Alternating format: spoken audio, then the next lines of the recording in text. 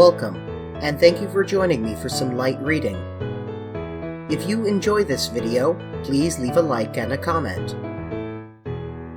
Sybil Vane, the first woman to whom Dorian had ever written a love letter, is dead. He had spent weeks idolizing her as a genius, fantasizing about how he would reveal her to the world, how he would make her famous, how his name would be hers, and the whole world would know it. She destroyed that dream, but the picture showed that he had done wrong. So he would fulfill his duty. He would marry her. He could not let his soul be further tarnished. But she destroyed that plan too, by destroying her life with prussic acid, also known as hydrogen cyanide. Didn't she know how she was putting his soul in danger? How selfish of her. But the question remains, without Sybil, what will happen to Dorian's soul? What will happen to the picture? Chapter 9. As he was sitting at the breakfast table next morning, Basil Hallward was shown into the room. "I am so glad I have found you, Dorian," he said gravely. "I called last night, and they told me you were at the opera. Of course, I knew that was impossible. But I wish you had left word where you had really gone to. I passed a dreadful evening, half afraid that one tragedy might be followed by another. I think you might have telegraphed for me when you heard of it first. I read of it quite by chance in the late edition of the Globe that I picked up at the club. I came here at once and was miserable at not finding you. I can't tell you how heartbroken I am about the whole thing. I know you must suffer, but where were you? Did you go down and see the girl's mother? For a moment I thought of following you there. They gave the address in the paper. Somewhere in the Euston Road, isn't it? But I was afraid of intruding upon a sorrow that I could not lighten. Poor woman. What a state she must be in, and her only child, too. What did she say about it all?" "My dear Basil, how do I know?" murmured Dorian Gray, sipping some pale yellow wine from a delicate, gold-beaded bubble of Venetian glass, and looking dreadfully bored. "I was at the opera. You should have come on there. I met Lady Gwendolen, Harry's sister, for the first time. We were in her box. She is perfectly charming. And Patti sang divinely. Don't talk about horrid subjects. If one doesn't talk about a thing, it has never happened. It is simply an expression, as Harry says, that gives reality to things. I may mention that she was not the woman's only child. There is a son, a charming fellow, I believe, but he is not on the stage. He is a sailor or something. And now, tell me about yourself and what you are painting." "You went to the opera," said Hallward, speaking very slowly, and with a strained touch of pain in his voice. "You went to the opera, while Sybil Vane was lying dead in some sordid lodging? You can talk to me of other women being charming, and of Patti singing divinely, before the girl you loved has even the quiet of a grave to sleep in? Why, man, there are horrors in store for that little white body of hers." "Stop, Basil! I won't hear it!" cried Dorian, leaping to his feet. "You must not tell me about things. What is done is done. What is past is past. You call yesterday the past? What has the actual lapse of time got to do with it? It is only shallow people who require years to get rid of an emotion. A man who is master of himself can end a sorrow as easily as he can invent a pleasure. I don't want to be at the mercy of my emotions. I want to use them, to enjoy them, and to dominate them. Dorian, This is horrible. Something has changed you completely. You look exactly the same wonderful boy who, day after day, used to come down to my studio to sit for his picture. But you were simple, natural, and affectionate then. You were the most unspoiled creature in the whole world. Now I don't know what has come over you. You talk as if you had no heart, no pity in you. It is all Harry's influence. I see that. The lad flushed up and, going to the window, looked out for a few moments on the green, flickering, sun-lashed garden. I owe a great deal to Harry, Basil, he said at last. More than I owe to you. You only taught me to be vain. Well, I am punished for that, Dorian. Or shall be, some day. I don't know what you mean, Basil, he exclaimed, turning round. I don't know what you want. What do you want? I want the Dorian Gray I used to paint, said the artist sadly. Basil, said the lad, coming over to him and putting his hand on his shoulder. You have come too late. Yesterday, when I heard that Sybil Vane had killed herself— Killed herself? Oh, good heavens! Is there no doubt about that? Cried Hallward, looking up at him with an expression of horror. My dear Basil, surely you don't think it was a vulgar accident? Of course she killed herself. The elder man buried his face in his hands. How fearful, he muttered, and a shudder ran through him. No, said Dorian Gray. There is nothing fearful about it. It is one of the great romantic tragedies of the age. As a rule, people who act lead the most commonplace lives. They are good husbands, or faithful wives, or something tedious. You know what I mean? Middle-class virtue and all that kind of thing. How different Sybil was. She lived her finest tragedy. She was always a heroine. The last night she played, the night you saw her, she acted badly because she had known the reality of love. When she knew its unreality, she died, as Juliet might have died. She passed again into the sphere of art. There is something of the martyr about her. Her death has all the pathetic uselessness of martyrdom and all its wasted beauty. But, as I was saying, you must not think I have not suffered. If you had come in yesterday at a particular moment, about 5:30, perhaps, or 5:45, you would have found me in tears. Even Harry, who was here, who brought me the news, in fact, had no idea what I was going through. I suffered immensely. Then it passed away. I cannot repeat an emotion. No one can, except sentimentalists. And you are awfully unjust, Basil. You come down here to console me. That is charming of you. You find me consoled, and you are furious. How like a sympathetic person. You remind me of a story Harry told me about a certain philanthropist who spent 20 years of his life in trying to get some grievance redressed, or some unjust law altered. I forget exactly what it was. Finally, he succeeded, and nothing could exceed his disappointment. He had absolutely nothing to do, almost died of ennui, and became a confirmed misanthrope. And besides, my dear Basil, if you really want to console me, teach me rather to forget what has happened, or to see it from a proper artistic point of view. Was it not Gautier who used to write about la consolation des arts? I remember picking up a little vellum-covered book in your studio one day and chancing on that delightful phrase.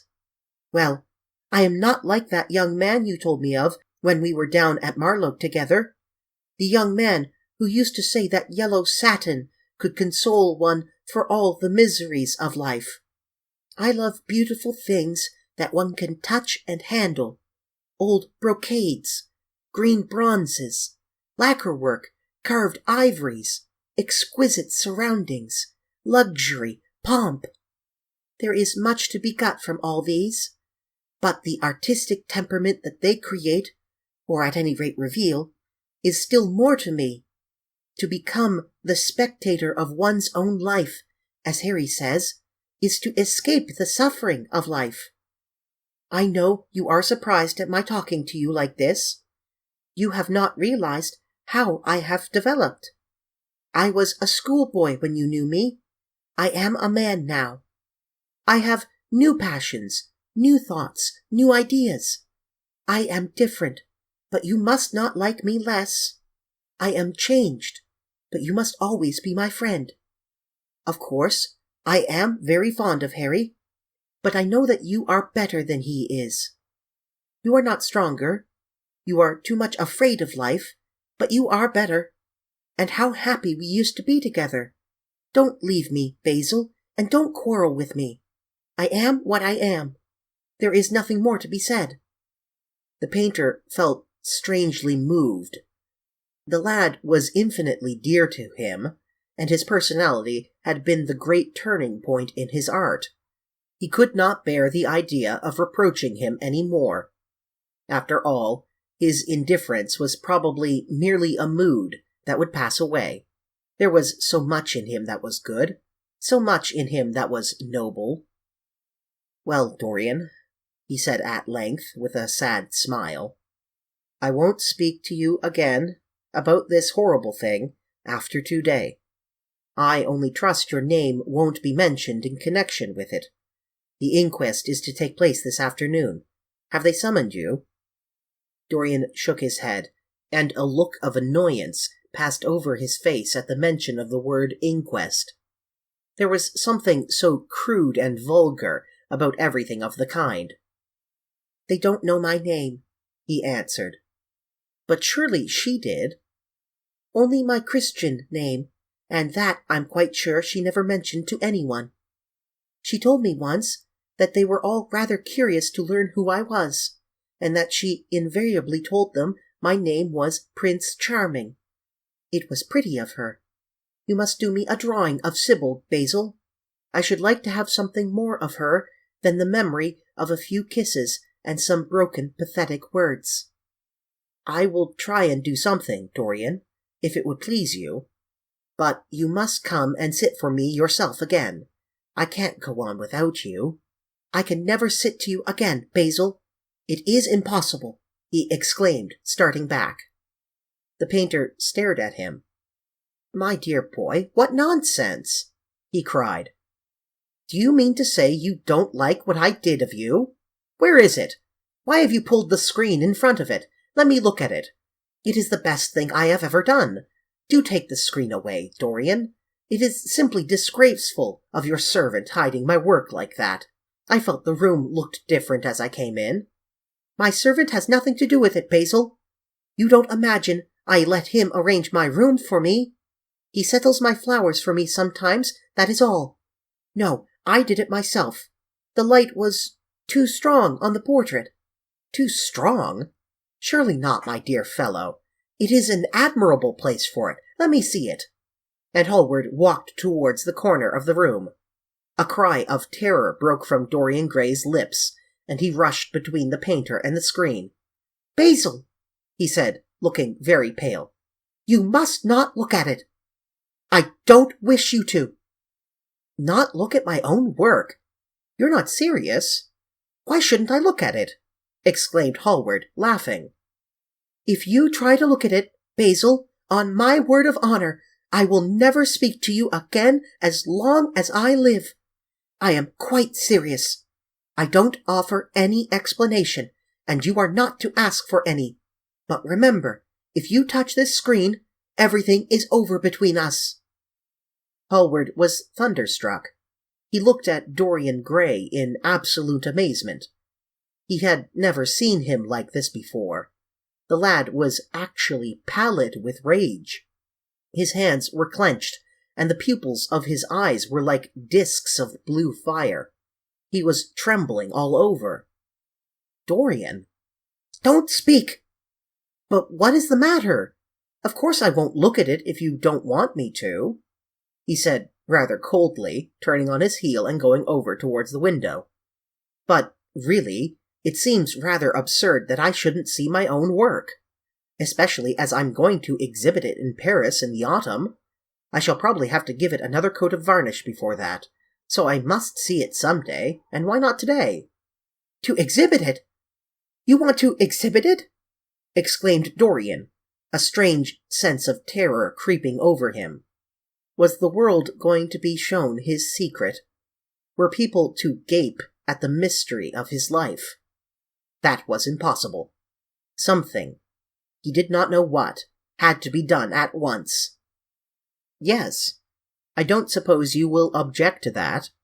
George Petit is going to collect all my best pictures for a special exhibition in the Rue des Seize, which will open the first week in October. The portrait will only be away a month. I should think you could easily spare it for that time. In fact, you are sure to be out of town. And if you keep it always behind a screen, you can't much care about it." Dorian Gray passed his hand over his forehead. There were beads of perspiration there.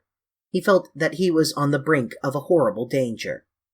"You told me a month ago that you would never exhibit it," he cried. "Why have you changed your mind? You people who go in for being consistent have just as many moods as others have.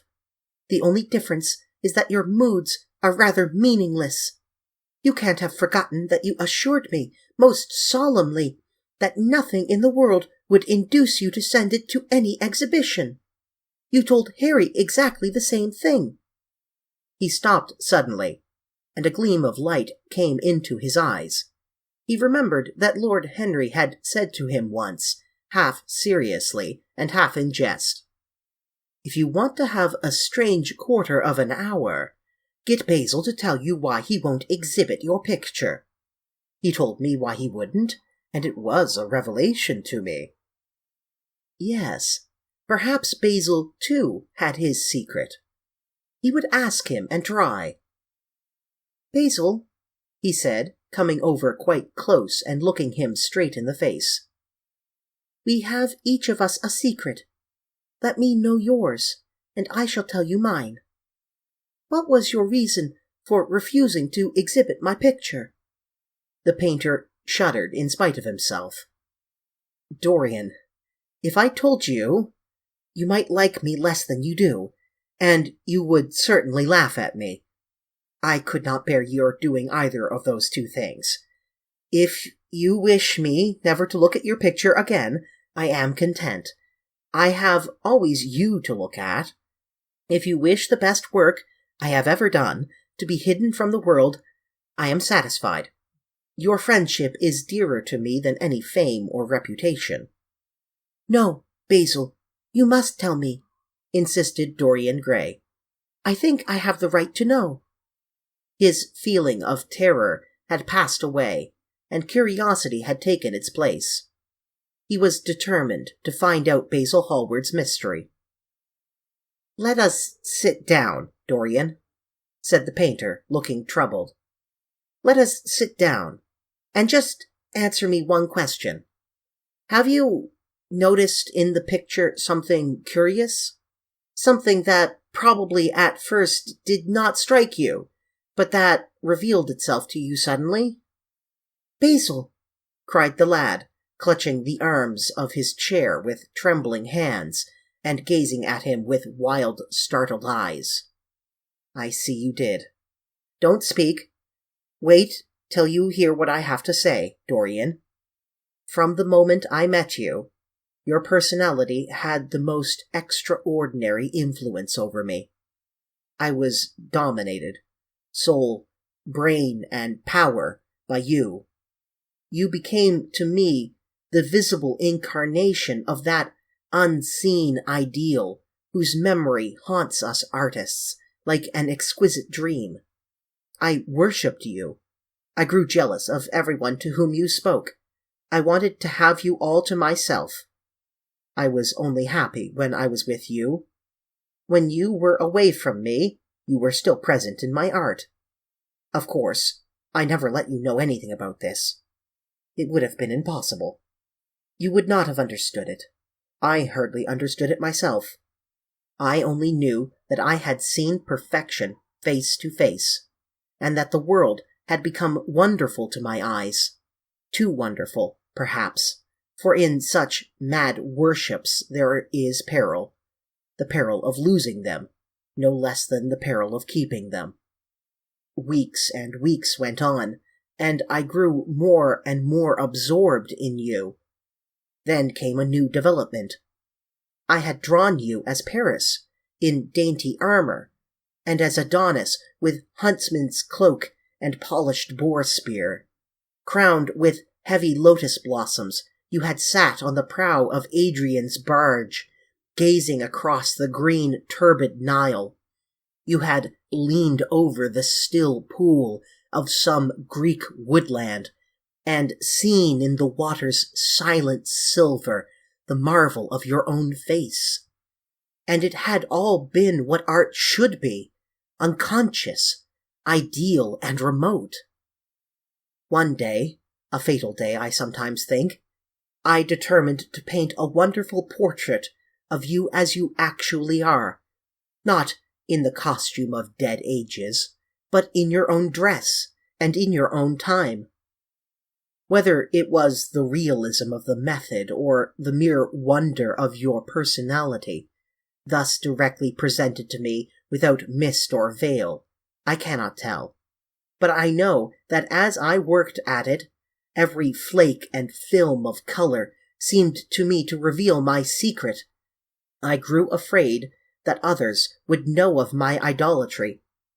I felt, Dorian, that I had told too much, that I had put too much of myself into it. Then it was that I resolved never to allow the picture to be exhibited. You were a little annoyed, but then you did not realize all that it meant to me. Harry, to whom I talked about it, laughed at me, but I did not mind that. When the picture was finished, I sat alone with it. I felt that I was right.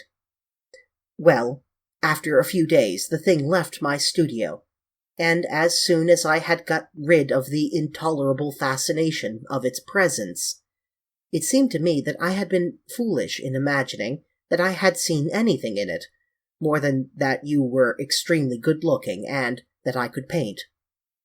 Even now, I cannot help feeling that it is a mistake to think that the passion one feels in creation is ever really shown in the work one creates. Art is always more abstract than we fancy. Form and color tells us of form and color. That is all. It often seems to me that art conceals the artist far more completely than it ever reveals him. And so, when I got this offer from Paris, I determined to make your portrait the principal thing in my exhibition. It never occurred to me that you would refuse. I see now that you were right. The picture cannot be shown. You must not be angry with me, Dorian, for what I have told you. As I said to Harry once, you are made to be worshipped. Dorian Gray drew a long breath. The color came back to his cheeks, and a smile played about his lips. The peril was over. He was safe for the time. Yet he could not help feeling infinite pity for the painter who had just made this strange confession to him, and wondered if he himself would ever be so dominated by the personality of a friend. Lord Henry had the charm of being very dangerous, but that was all. He was too clever and too cynical to be really fond of. Would there ever be someone who would fill him with a strange idolatry? Was that one of the things that life had in store? It is extraordinary to me, Dorian, said Hallward, that you should have seen this in the portrait. Did you really see it? I saw something in it, he answered, something that seemed to me very curious. Well, you don't mind my looking at the thing now? Dorian shook his head. You must not ask me that, Basil. I could not possibly let you stand in front of that picture. You will some day, surely? Never. Well, perhaps you are right. And now, goodbye, Dorian. You have been the one person in my life who has really influenced my art. Whatever I have done that is good, I owe to you. You don't know what it cost me to tell you all that I have told you. My dear Basil, said Dorian, what have you told me? Simply that you felt that you admired me too much. That is not even a compliment. It was not intended as a compliment. It was a confession. Now that I have made it, it seems to have gone out of me. Perhaps one should never put one's worship into words. It was a very disappointing confession. Why? What did you expect, Dorian? You didn't see anything else in the picture, did you? There was nothing else to see. No, there is nothing else to see. Why do you ask? But you mustn't talk about worship. It is foolish. You and I are friends, Basil, and we must always remain so. You have got Harry, said the painter sadly. Oh, Harry, cried the lad, with a ripple of laughter. Harry spends his days in saying what is incredible, and his evenings in doing what is improbable. Just the sort of life I would like to lead. But I still don't think I would go to Harry if I were in trouble. I would sooner go to you, Basil. You will sit to me again? Impossible. You spoil my life as an artist by refusing, Dorian. No man comes across two ideal things. Few come across one. I can't explain it to you, Basil, but I must never sit to you again. There is something fatal about a portrait. It has a life of its own. I will come and have tea with you. That will be just as pleasant. Pleasanter for you, I'm afraid, murmured Hallward regretfully. And now, goodbye. I'm sorry you won't let me look at the picture once again, but that can't be helped. I quite understand what you feel about it. As he left the room, Dorian Gray smiled to himself. Poor Basil. How little he knew of the true reason, and how strange it was. Instead of being forced to reveal his own secret, he had succeeded, almost by chance, in wresting a secret from his friend. How much that strange confession explained to him the painter's absurd fits of jealousy, his wild devotion, his extravagant panegyrics, his curious reticences. He understood them all now, and he felt sorry. There seemed to him to be something tragic in a friendship so colored by romance. He sighed and touched the bell. The portrait must be hidden away at all costs. He could not run such a risk of discovery again. It had been mad of him to have allowed the thing to remain, even for an hour, in a room to which any of his friends had access.